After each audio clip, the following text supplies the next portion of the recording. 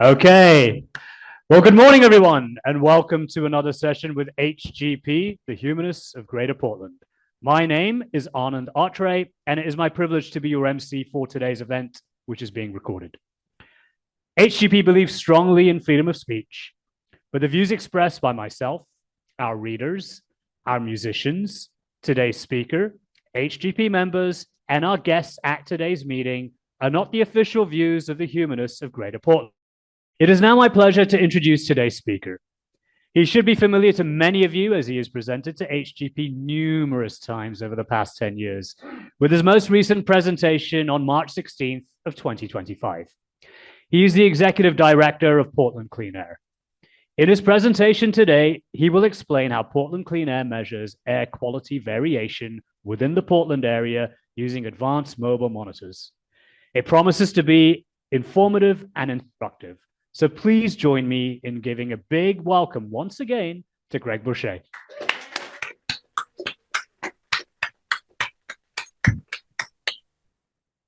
Thank you very much. Okay, well, I'd like to talk to you about monitoring industrial pollution today, and also about the cause of industrial pollution.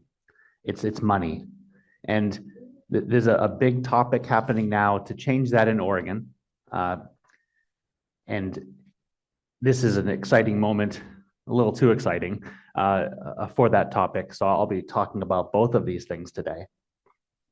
I think this is like the 5th time that we've spoken. Once a year going back, and it's funny because I wish that every place that I speak would name the place that I speak after the demeanor of the place. The humanists have been correctly friendly to match the name of the building. As part of my work, I've spoken with 60 neighborhood association boards. And it's funny because most of them are very friendly and thankful for the work that we do. But some of them, I think, maybe were taken over by business interests. And if they just named the building unfriendly, I still would have gone. So yes, it's been relaxing, the thought of coming in here today. Well, the last time I came here, we talked about VOC monitoring. So VOCs are like industrial solvents that have a smell to them, and they're unpleasant and often are a bit of a nuisance in the sense that although some of them cause cancer or non-cancer risks, they're not the same as other pollutants like diesel particulate and heavy metals that are extremely dangerous to the human health. With some exception, formaldehyde is emitted by some smokestacks here. And I talked to Oregon DEQ's Cleaner Air Oregon recently, about a year ago, about monitoring formaldehyde. And I trust this scientist. He said, Greg, you will never monitor formaldehyde. It'll never happen. And he talked me out of doing that because he said monitoring formaldehyde is done by a state. You know, he says collecting the sample is egregious. And then you have to process the sample, and it's very expensive and very difficult. And he says no citizens group really can pull that off in the United States. And so, yeah, we've given up on formaldehyde monitoring. And formaldehyde is fairly dangerous. It's a carcinogen. And it's released by, for instance, Arkland in the Kenton neighborhood. They have a thermal oxidizer on their smokestack, and it burns off their VOCs before it goes airborne. But they also have a lot of wastewater. And the wastewater goes into an evaporator, and that goes right up into the air, and there's no filter at all. And then Malarkey, which is just 2 blocks down, they got one of the largest fines in Oregon history. I think now it's the 2nd largest fine in Oregon's history for their historic formaldehyde emissions. So they are excessively dangerous, but they now have abated. Malarkey doesn't do that anymore, and so formaldehyde is an especially dangerous VOC. But we've been collecting the records of Cleaner Air Oregon which is probably some of the best reporting in the United States. And it doesn't get released to the public, but by law they have to release it. So we got it and we processed it with a guy with a PhD, and we met with Clean Air Oregon and asked them if our mapping of the emissions was accurate, and they said it was. So now we have this really accurate idea of the VOCs being emitted by each smokestack in Portland. And now it does kind of like go in a pattern with atmospheric conditions. So, there's the release of it, and then there's the impact in real neighborhoods, So it's nice to monitor it with the device. And here's the problem. Monitors are usually stationary, so they sit in one place and they collect data. The problem with that is that that's not necessarily telling you about the impact in the entire neighborhood. It tells you about the one spot. And so what we wanted to do is get a scan of the entire city, at a time. Obviously we do a piece of the city at a time. So we can get some real information about emissions in reality, not a model that is infinitely complicated and is running on assumptions. And so I started investigating who's done this in the world, who has scanned a city for pollution. And I believe that we are the second in the world to do this task. And it is wildly complicated to do it. The only example that I've seen is Google in Oakland. They mounted what's called extinctiometers, and not so much stinky, so much as extinction. And it has to do with chemistry. And these are very expensive devices that they mounted on a Google vehicle. And then they drive it around, and then they take the data and they use GIS mapping to spatially map the data onto a map so you can see the results. And they show diesel particulate, which is excessively hard to monitor because these particles are wildly small.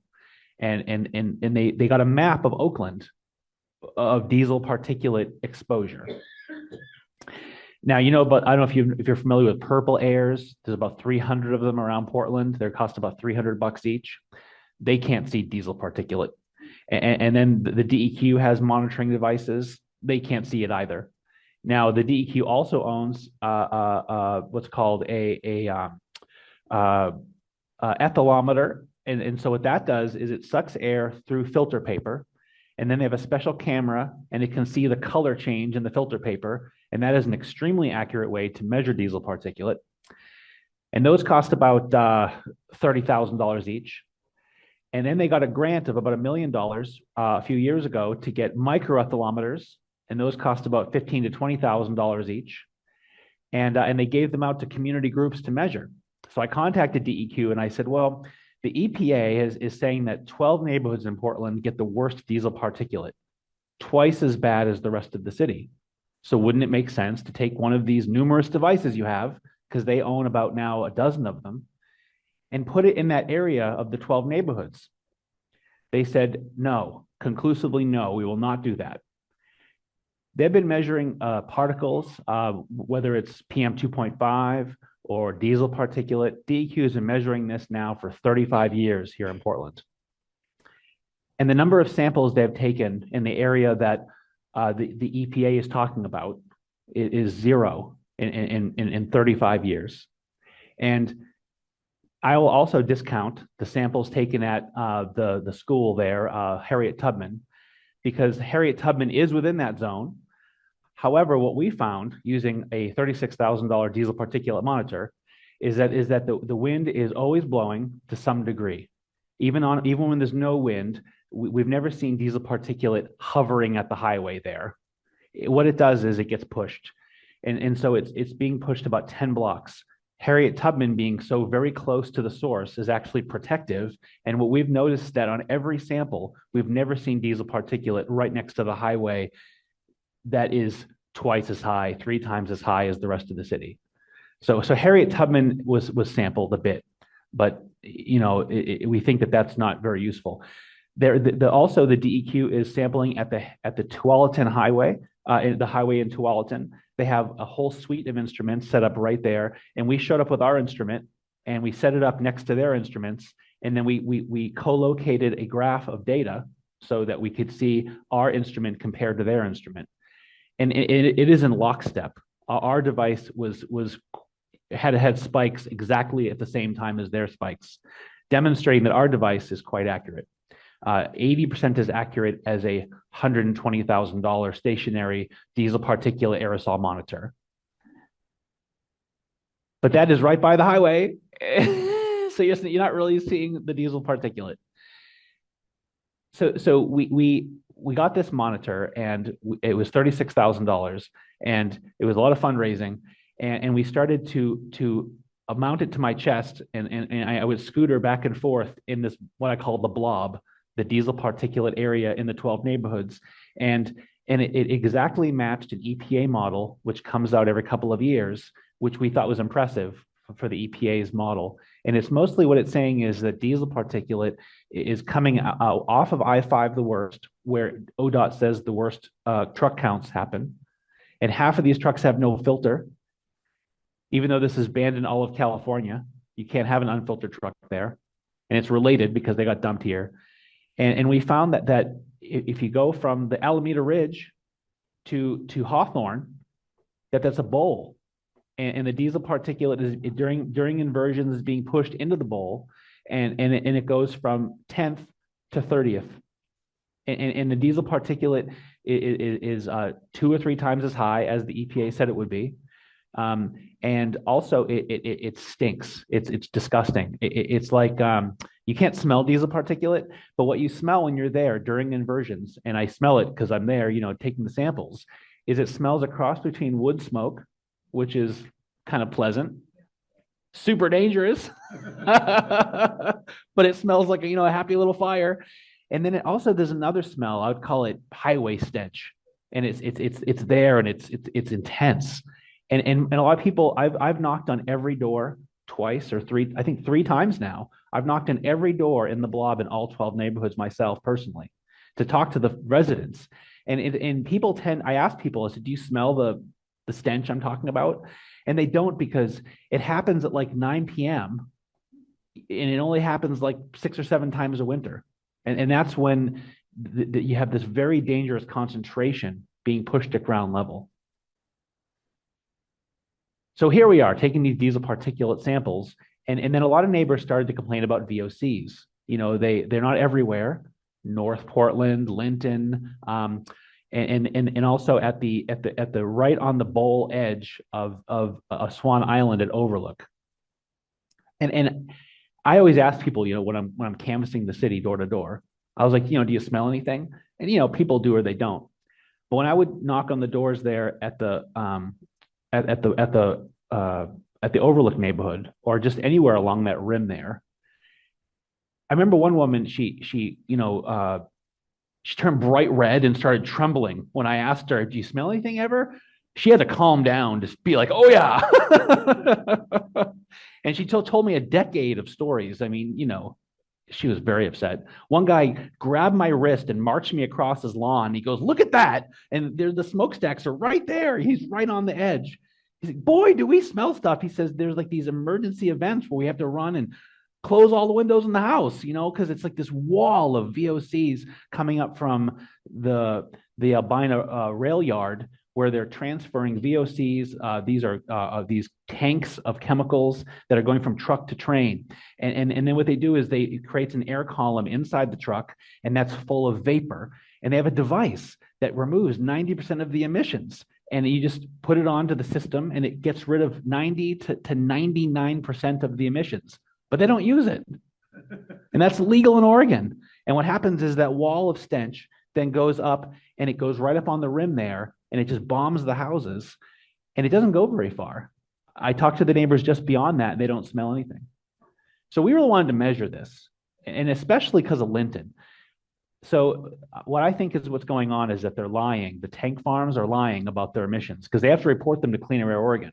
And the reason I think that they're dishonest is that in South Portland, Maine, they also have a tank farm. And they talked to the state legislature about the formula created by industry, which the EPA allows them to report their emissions instead of actually measuring them. And the Oregon State Legislature agreed. They banned the formula, and now they've been taking samples by the tank farms for the past year and a half. And wow, there are a lot of emissions there. And also, the EPA in this formula, they say that it probably it probably underestimates. It says it right in the formula. And the EPA said that there's very few studies, but there was one study done. I think it's called the Radian study, where they encapsulated the entire tank in plastic, and they actually measured the emissions from a closed system, and they're way higher than the formula. So there's a proportion there. So I took the number of emissions that they're reporting using the formula, and I multiplied it times the Radian study, and I found that they're probably emitting 1 million pounds a year, which would be more than every other VOC emission in the entire city annually from those tanks. So, if you have a tank of gasoline in your garage, it's a closed tank, right? In other words, you don't leave the cap off because it would smell awful. Very dangerous because the vapors are also flammable. But in a tank that's sitting in Linton, which holds 90% of the petrochemicals in the entire state, they have a floating roof, and that floating roof has no seal. It's an open tank. And the reason is that as the tank gets cooler and warmer during atmospheric conditions, it's expanding and contracting. And so if there was a seal, the building would implode. Also, it's on fill, and that fill will liquefy during the earthquake, and all those tanks will fail and cause a civil disaster on par with Fukushima, according to the OSPAC, the State Seismic Commission. Their words. So the tanks are very dangerous, but also they smell bad. And I've been out there in Linton. I've been working with the Linton Neighborhood Association now for about a decade, 8 years maybe. And they started inviting me to some family gatherings. So I'd be there, having like Thanksgiving. And then there's the stench that's just overpowering. And it's not like just at one person's house. It's like the entire area is just this horrific stench. And it occurred to me that we really need to monitor this stuff, because no one's going to believe you when you say that you smell something. One reason is that if I was to like take a bunch of gasoline and bring it with me, I probably wouldn't be invited back. But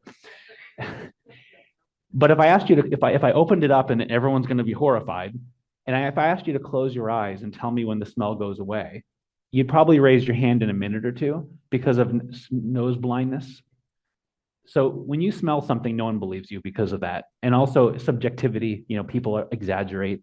So a scientific instrument to measure the VOCs has long been needed. But it took me, I was the lead researcher all along, and I've been studying which devices could be used for this. And it's taken me about 4 years even to find the right device. One of the devices that's often used is called the Aeroqual, which is like a $3,000 device. And it measures in parts per million. And it took us years to understand that parts per million is about 33 micrograms per cubic meter.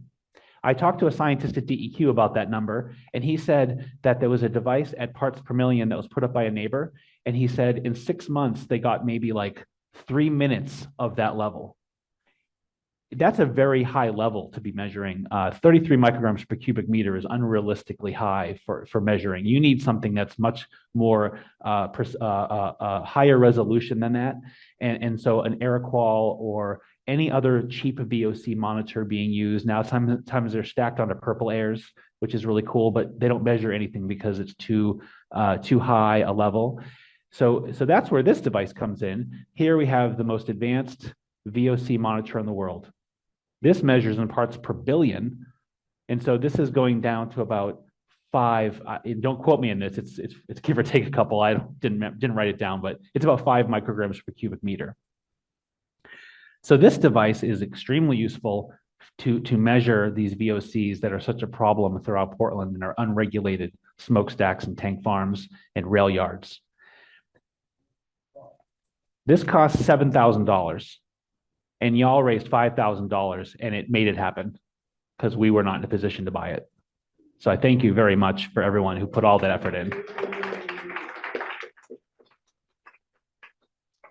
Now, one problem with this device, even though it's so accurate, is that it gives you a data table, and unless you're Neo from the Matrix, that's not very useful to most people. what you really want to see is a map. And so we used to work with volunteer GIS technicians who would take our data and they'd laboriously turn it into a map. But we had a guy from Mapbox, which is the online version of GIS, come and volunteer with us and create a module that would take our data and make it into a map. And then we had another guy who's a web technician. He came up with an interface, a web interface to go into the module.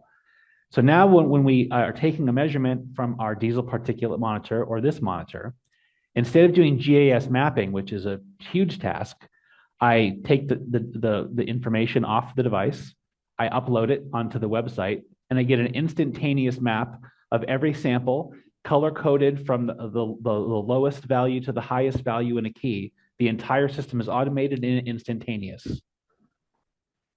And that's one of the biggest hurdles, I think, that stops this from happening elsewhere in the United States. Expensive instruments, and also, just the data processing is egregious. Another factor that's made it very difficult is I have to strap $45,000 worth of equipment to my chest that weighs about 25 pounds and rent a scooter and scooter around at night. And that's very difficult. And also, I've needed an armed guard because, we're getting mugged would be very expensive. and, some parts of Portland that we want to sample are not ideal at 9 p.m. or 10 p.m. at night. But recently, one guy on our board got an electric vehicle with 0 emissions. Now we're going to start strapping the stuff to the roof and just driving around. And I'm really excited. We're doing that, the first one on Monday. Hope it doesn't seem like a cop-out, but but no armed guards, and we just get to sit back and drive. Oh my God, I can't even believe it. So there's a quick rundown of VOC and diesel particulate monitoring here in Portland. And then it begs the question, why would we have some of the most dangerous industrial pollution in the United States? When we started back 10 years ago, the EPA said we had the worst respiratory distress from air pollution of any American city. That was in the National Air Toxics Assessment. It was reported that by the University of Amherst that precision cast parts in the inner Southeast was the most dangerous smokestack in the United States. And then it was found by DEQ that wasn't even the most dangerous smokestack in Portland. It was probably the glass recycling plant in Sumner. They were emitting. When you look at cancers per million, you can have about 200 cancers per million under Clean Air Oregon if you get investigated. And that's a controversial number. Some say it should be less than 200 cancers per million. So, some say maybe it should be slightly higher. So there's some, policy there that you have to have some opinions, about how, you don't want to be too unfair to industry or too unfair to the neighbors.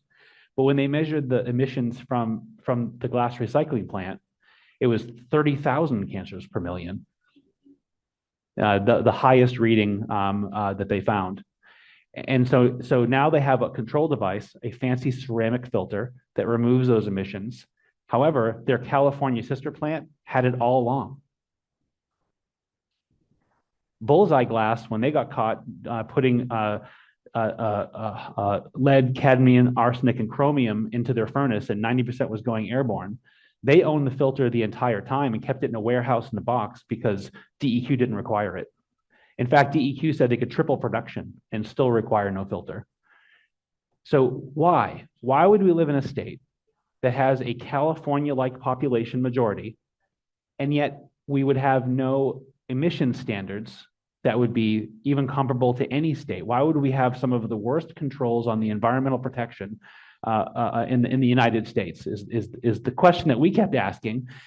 Why would the Oregon legislature, that has the strongest abortion protections in the United States by any state, why would we have the worst environmental protection? And also, when it comes to social justice or grassroots democracy, we're the worst of the worst. So we're very concerned about that, and we never lobbied because of it, because why would you lobby a legislature that's not going to ever do what you want on the environment? And so we started working with the group Honest Elections, and they had been investigating this. And I think the Oregonian really answered it in 2019 by saying that we have the most expensive elections in the nation, behind only New Jersey. And we have the most corporate donations to politicians of any state per capita, according to the Oregonian. So we're one of 2 states that allows unlimited corporate donations to politicians. Now, the group Honest Elections got that banned by a citizens initiative in Multnomah County back 10 years ago or so, and they got an 87% yes rate on that, which is unheard of with citizens petitions. So we gathered about 70,000 signatures in 2018 and got it on the city ballot. Our group did, and Honest Elections wrote it, and it passed by 85% yes, and it banned corporate donations to politicians in Portland. Yeah, and it did several things with campaign finance that made it less corporate controlled and less controlled by individually wealthy people. So then and then just 2 years ago, well, actually, let's go back to like 3 years ago. We got a prospective petition to get it statewide. A prospective petition is just about 1,000 valid signatures or about 1,300 signatures just to get the petition in your hand. So they filled out all the forms. We got the 1,300 signatures, and then Secretary of State, what's her name? Secretary of State, the one who got kicked out of office for taking bribes. What was her name? Her name's escaping me. It'll pop into my head. She took money from the marijuana industry as a bribe and got kicked out of office. But before that happened, she took a $50,000 bribe from an Oregon union to make a rule that when you do a prospective, you have to take the stuff you're not going to change, which this hasn't happened in Portland in 10 years, 15 years. You have to photocopy the language you're not going to change and include it with your prospective petition paperwork. We don't do that here in Portland, or in Oregon. And so we didn't. In fact, the Secretary of State's office said the prospective petition was fine and authorized it, and we got the signatures. She said you have to do that, and she made it retroactive. And she said only our petition was going to be kicked off, and she kicked off the prospective after we gathered the signatures, kicking us to the next cycle. So that $50,000 bribe was delivered. She kicked us off, and these things are very hard to litigate. So we moved on to the next cycle. Then we gathered 100,000 signatures, and this was just in the last cycle. So this was like a year and a half ago, 2 years ago. And we had 100,000 signatures, but it was a weird year. Homelessness had become unmitigated, and a dozen of us got assaulted while working petitioning. Now, often one person gets assaulted every 2 years. 12 of us got assaulted within 6 months. I was bit by a pit bull.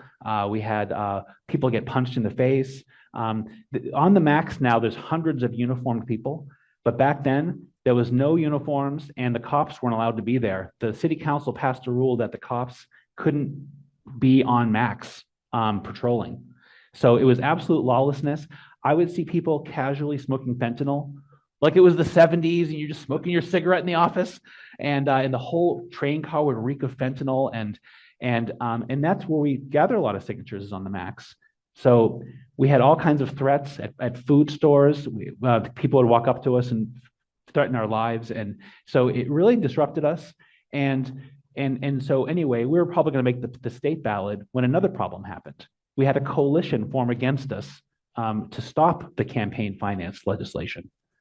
It was comprised of the Republicans, the Democrats, big business, and unions gathered about $15 million against us.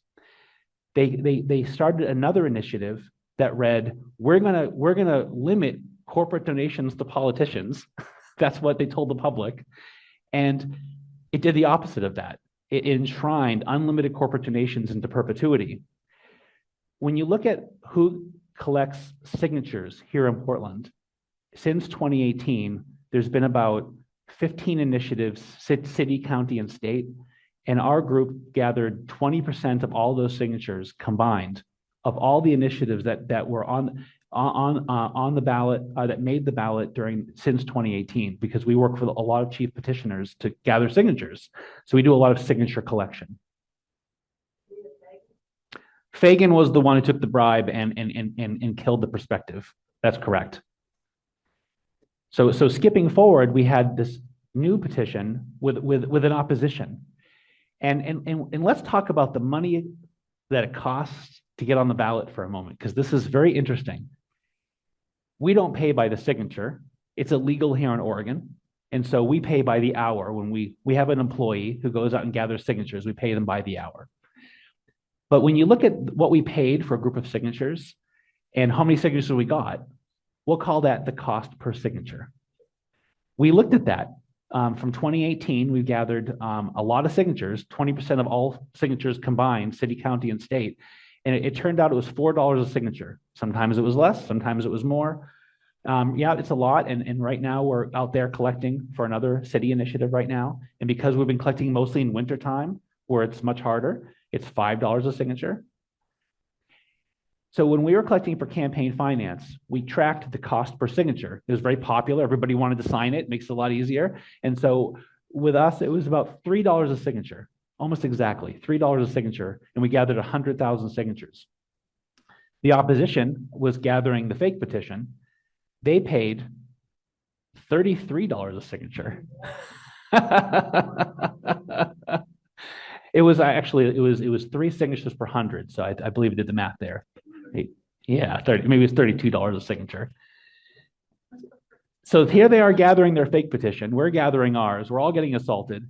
And the lawyer who wrote the initiative to end corporate donations to politicians in Oregon, he went to go meet with the Oregon legislature and say, you know, let's make a deal.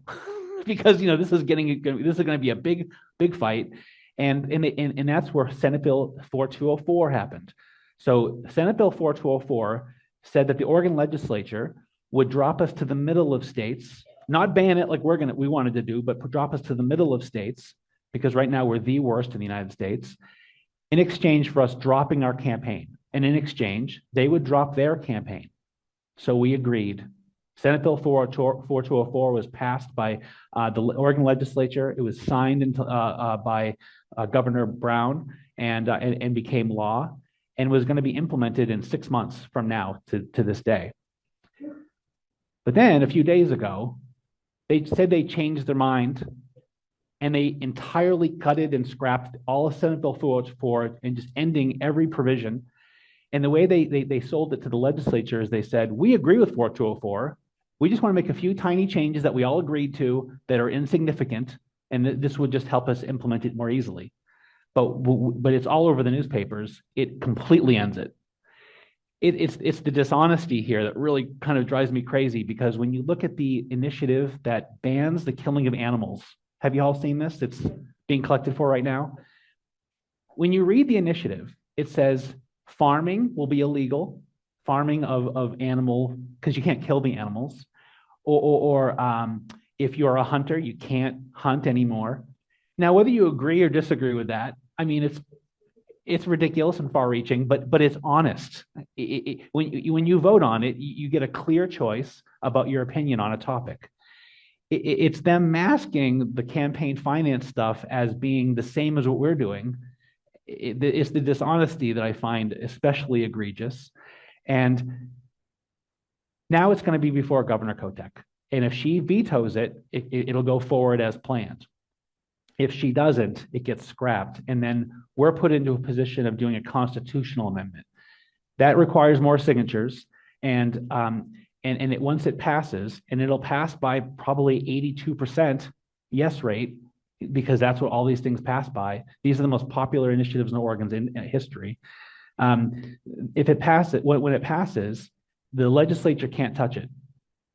If you have a constitutional amendment, it can't be touched by the legislature. And if you have a city charter amendment here in the city, they can't. The city council can't touch it. So we would be filing. It's all over the papers that this will be filed immediately if she vetoes it. If she doesn't veto it, and then we'll have 2 years to collect the signatures, and then we'll have Oregon be more like California. You know, California, they just pass things for the environment statewide. You know, you don't have to have these big citizens initiatives. But you know, in Portland, every big change that's happened has not been because our enlightened state government passed some environmental legislation to protect us. Look at the shutting down of Trojan nuclear power plant. That was because people chained themselves into the plant, and then in the defense of those nonviolent activists, one got their arm broke by the police. They subpoenaed the safety records of the plant. The judge allowed it, and once those records were about to be made public, they dropped the charges against everybody, and Trojan never reopened, and now it's being decommissioned. It was shut down by a citizen direct action. The big pipe over at the Willamette, that was a $1.3 billion mitigation to stop sewage dumping in the Willamette. That was a citizen lawsuit that caused that to happen.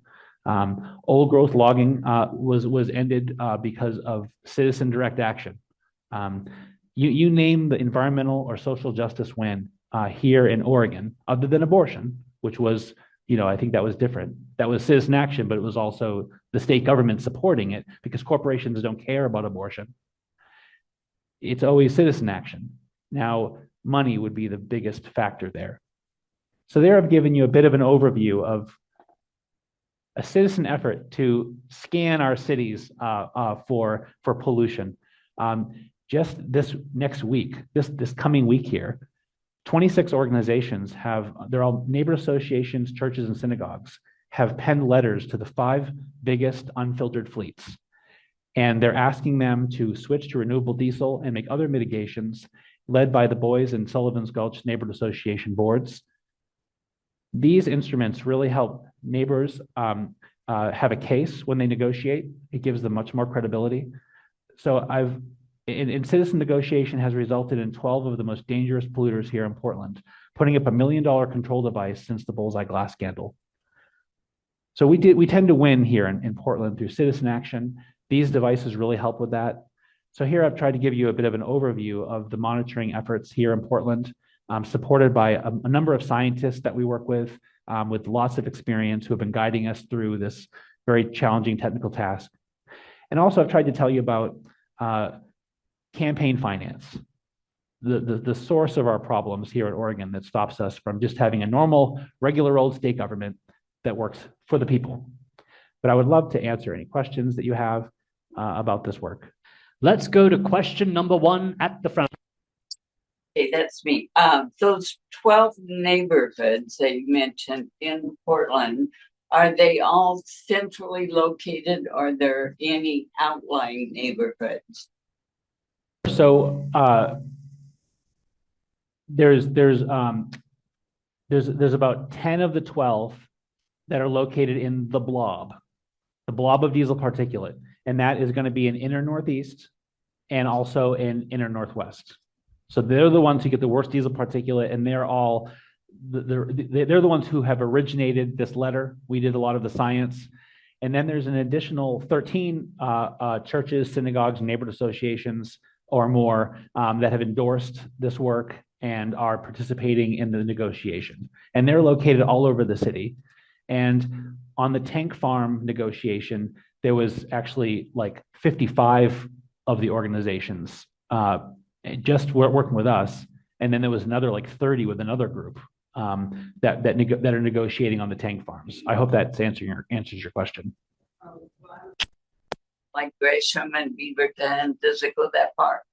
So we've been working with Wash County groups a bit, and we've been studying Gresham, but we have not been very actively working with those groups because they're far more challenging to work with. These groups have been very proactive that we work with here in the central city, and we find that reaching out to the groups that you're talking about, that's less on their agenda, than these central city groups that are very upset about this topic. We'll take our first question from Zoom, and it comes from Kurt Mackey. I'm just going to read it out. How effective has the DEQ been in addressing air pollution? So they went from absolutely no regulation and no oversight to Cleaner Air Oregon. Cleaner Air Oregon, I've worked with those scientists for years, went through a ton of meetings, and on the one hand, they've provided us maybe the best information in the United States for full disclosure of emissions coming from factories. They've been testing smokestacks. They've been getting very precise inventories with almost no omission. They've not been giving that information to the public, but they gave it to us and we provided it to the public. We've made all that publicly available. So I think for reporting, it's spectacular. When it comes to regulation, it's been abysmal.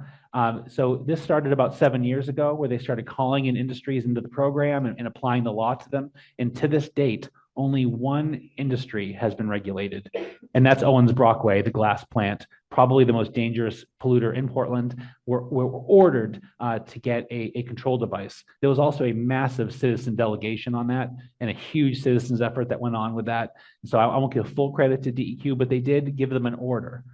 Nobody else has gotten an order in all of this time. And they keep saying, oh, well, we have to do this study and that study. No, I don't think so. I think that someone's telling them not to regulate still. Okay, let's go to question number 2 at the friendly house.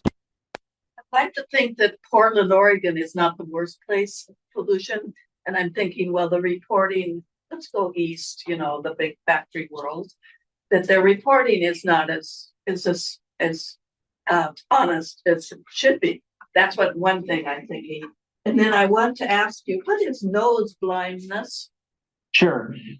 First, let me answer, where is the worst pollution in the United States? I just looked at the newest EPA data that came out called AirToxNet, which is the model we use to look at diesel particulate nationwide. And California and Florida had the worst diesel particulate pollution. It was several cities in California and Florida. We were I think number 18, if I remember correctly, by county. And so we're in the worst 1% of counties for exposure to diesel particulate. But I would say the worst air pollution is when it's respiratory distress, is 2 rural California counties that have frequent forest fires, according to the EPA's National Air Toxics Assessment.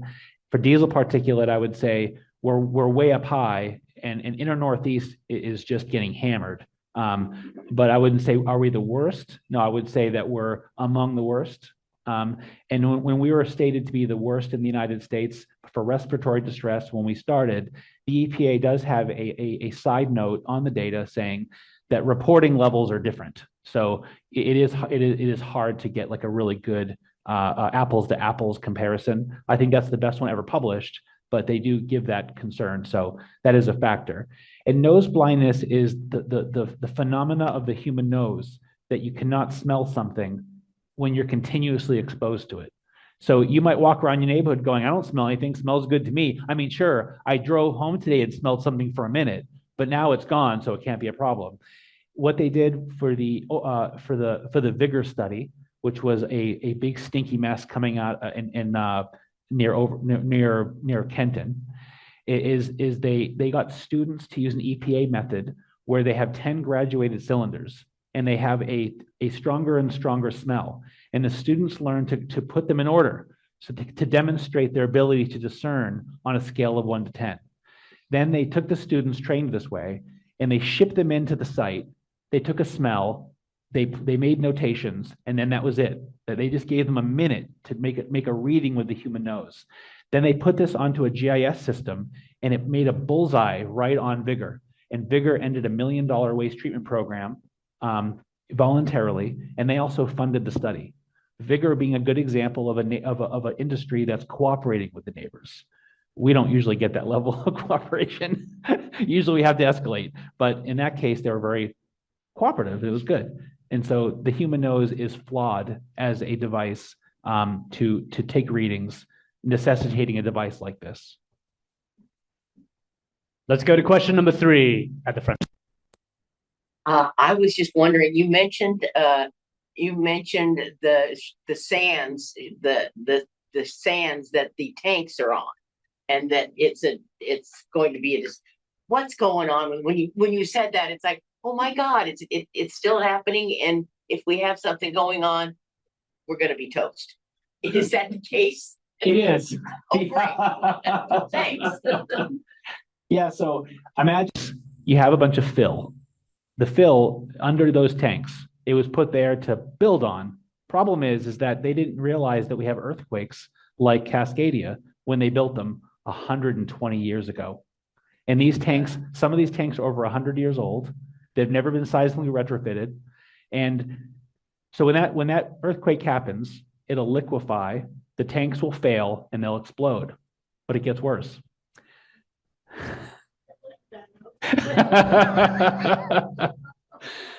So yes, losing 90% of the fuel from the entire state in one event will be a problem. And all these flames and so on will shut down the highway. That'll be a problem. But in their infinite wisdom, they also put tanks of anhydrous ammonia and chlorine, which are weapons of war.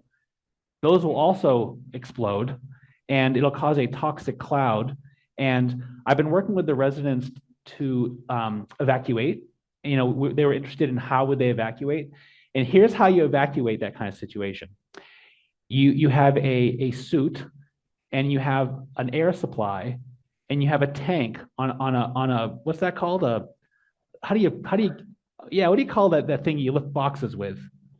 A dolly. Yeah. You have a huge oxygen tank on a dolly. That's what's keeping you alive. And you need to somehow get into your car when the roads are closed. So they want you to shelter in place. And your oxygen supply has to last long enough for the toxic cloud to pass over you. So that's the evacuation plan for that. And also they have these, what do you call it? Those black rail cars that are all full of tar sands oil coming through Portland. When those things burst into flames, which they've already done in the gorge, they say they're just going to let it burn out because they have no way to put the flames out. We have no plan for putting the flames out like a fire truck or something. So yeah, they have no plans at all for the tanks, and they have no retrofits. And really the thing to do is to take the tanks, decentralize them onto bedrock, because there's no reason to have them all in one place. And also it's encouraging terrorism. In fact, the location of anhydrous ammonia and chlorine tanks is actually secret now, post 9/11. And I had one neighbor, and they said, "Hey, could you do me a favor and get on Google Maps with me?" I'm like, "Okay, I'm on." They said, "Look at this location," and I'm looking at it, and they said, "What is that?" Because there's no DEQ has no records for this facility. And I was like, "Oh yeah, look at that. There's no records." And I looked up anhydrous ammonia tank, on Google. And I was like, "Oh, look at that. It's an anhydrous ammonia tank." I mean, it looks identical. It has no records, and it has a fill line right to the river for ships to come and make drop-offs, and it's currently being used. So, if I can figure this out, and I'm pretty sure terrorists can, having it centralized there is a terrible idea. They need to move it onto fill, off of fill. They need to move it and decentralize it. And so it is a pre-Fukushima kind of situation, according to OSPAC. They're the state seismic commission that reviews this stuff, and they came out in their report and said all these things. So, it's just a terribly made situation. Have you ordered your hazmat suit yet? Okay. Let's go to question number 4 at the friendly house. I'm concerned about all these assaults, and I'm wondering if you are seeing any kind of consistency about what's causing them. Are these people who've been influenced by business? Are they just angry about whatever, and they've decided to assault the petitioners? Where is that coming from? Sure. So when I was involved in the headwaters forest protection, we had over 1,000 arrests. And I remember one time where we had chained ourselves to a timber gate, and hundreds of vehicles blocked with loggers to go in and cut the ancient redwoods. And so they were mad because they wanted to get their pay. So they started hurling rocks at us. And I was the nonviolence trainer for that action. And so they did exactly as they were trained. They walked up to the loggers with their hands out, and they said calmly, "Hey, could you stop doing that?" And they're like, "All right." Everybody calmed down, and the cops came, and so we got assaulted. One logger said, quote, "I'm going to fucking kill you." He felled a tree and killed a friend of mine with a log, David Chain, and the company made a settlement with his family. So we were murdered. We were car bombed. We won $5.5 million in Judge Claudia Wilkins' courtroom. A federal judge determined that the FBI violated Judy Berry's civil rights when they arrested her for being bombed. The bomb was under her seat, and yet in the police report, in the FBI report, they said the bomb was being carried in the back seat, even though there's a crater under her seat. It was a motion triggered shrapnel bomb. And just previous to that, FBI had bomb school on the industry land where they're blowing up cars with car bombs. And this was the same guy, Richard Held, who was the one responsible for Leonard Peltier's situation on the Oglala Sioux Reservation. When they were murdering Native Americans for uranium, and Leonard Peltier's case went public, Richard Held was pulled off of that and put in charge of Judy Barry's case. So persecution for this kind of work happens. And it makes you wonder, would all these assaults orchestrated by industry or something? But I don't think so. I think what happened is that on the max, they just had no law enforcement. And folks experiencing homelessness are rattled by drugs and mental illness, and they encountered us petitioning. But since then, they've taken hundreds of people in uniform and they've flooded them onto Max. And now I find Max to be quite safe. I've been petitioning this year and I've been harassed by people, and uniformed people go rush up to the harasser and they confront them. They don't arrest them. They don't have any weapons. But I remember talking to one guy. He was a security guard on Max. And I said, "How's it been?" He's like, "Oh, it's been kind of rowdy." He says, "Last week a guy pulled a knife on a passenger." And he laughed. And he said, "We had to kick his ass." So it has simmered way down, because I think everybody realizes now, if you go and you're going to cause problem on Max, you're going to have 5 uniformed people on you. And so I think the Max is much safer. We've only had 2 incidents since summer petitioning. Both was a guy experiencing homelessness throwing a drink at a person who is in front of asylum because he wants to do his panhandling there. That's the only problems we've had this year. Also, a person got bumped, and she dropped her phone. That's the only incident since summer. So the city has changed. We don't have the crime wave that we had several years ago. And I don't think it was a conspiracy or something like that. Yeah. Let's go to question number 5 at the friendly house. What's your next dream piece of equipment? Well, right now it is not that we need to own it. If someone volunteering with an electric car, and what I mean by electric is a zero emissions electric car with no engine. I drive a Prius, but that wouldn't work. If you have a roof rack and an electric car, and you're willing to drive with me at like 9 p.m. during an inversion, a 2 or 3 hour ride where you're systematically hitting every single street. We have a map of this and we can navigate you. And I would be there in the car. And what we do is we strap it to the roof on a big pad and with ropes onto the roof rack. And this is really the cutting edge of That's really the cutting edge of what we want to do next. As much as people are willing, because especially during the winter, but even any time of year, we have a team that maps inversions. And it used to be that it was very labor intensive to do this because we're using a model and sensors and all this stuff to know when an inversion happens. But now we have this place, windy.com, where we can do this automated now. So we have an environmental science guy, and he tells us when the inversion is going to happen, and then we get the bat signal, and then we've known it for a week in advance, and then when we see that, we like get all our gear together, and now we need help to do that, and then the other piece of equipment that we're working on right now is, how they count traffic with a rubber pneumatic hose. They lay it over the road and they count trucks. We've been using PBOT and ODOT data for a long time. You can't do that when you're a citizen.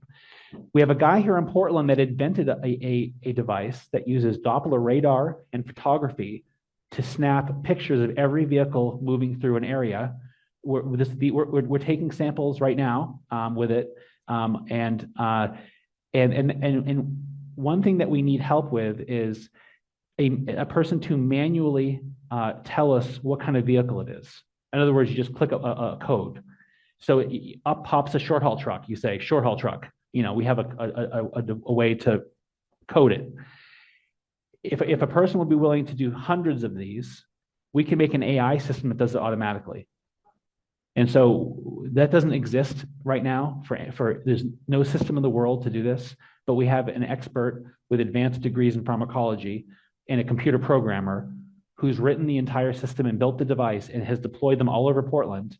And now the next current step is that we have to have someone manually do the coding. It's just anybody could do it. Those are the two things we really need help with. And that's the big things we're moving into right now. Counting traffic and taking these much bigger picture snapshots with our devices using an electric car. We'll take our final question. It's question number 6 from the. Greg, you talked about these scientists that have joined you. Are they, are they Portlanders? Are they all over the world? And the things you are doing, are they these programs you're making? Are you going to make them available to other cities in this country? So, do you know who Neighborhood Emergency Team is? NET? Yeah. So they do all kinds of nonprofit work here in Portland. And I contacted NET and I said, hey, can y'all help us get some qualified volunteers? And they put out a big call, and we had a guy with a PhD in computer programming decode all of the DEQ's Clean Air Oregon data for us. There are these horrible spreadsheets that are extremely hard to use, and you have to have algorithms to answer certain questions. He did all the work for free, and then we met with DEQ, and they said, you did it correctly. Their scientists who make those spreadsheets said, yes, this is all correct. And so we've had another guy recently contact us, and he said, yeah, I just finished 10 years of outdoor air monitoring. And he says, I'm willing to help you guys. He wrote the procedure for how to use this for us and the study design. And he said, the one thing is you just can't tell anybody who I am.